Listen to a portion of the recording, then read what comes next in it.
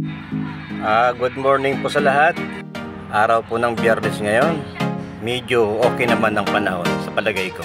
At tayo magsisimula ulit sa araw-araw ating ginagawang pagmamaneho para sa paghahanap buhay.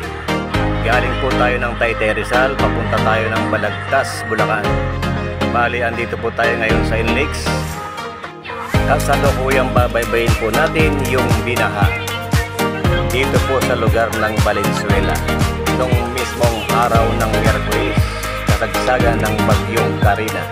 At sa tingin ko po, medyo okay na po yung daloy ng sasakyan at wala na rin po yung tubig baha. Kung sino man po yung mga nakapanood ng 4 na kotse na na-stranded dito sa Valenzuela sa harap ng Pure Gold, malapit yata yun, talagang lunod yung mga sasakyan sa lalim po talaga ng tubig. Ito pong aking binabaybay, ito po yung mismong binaha.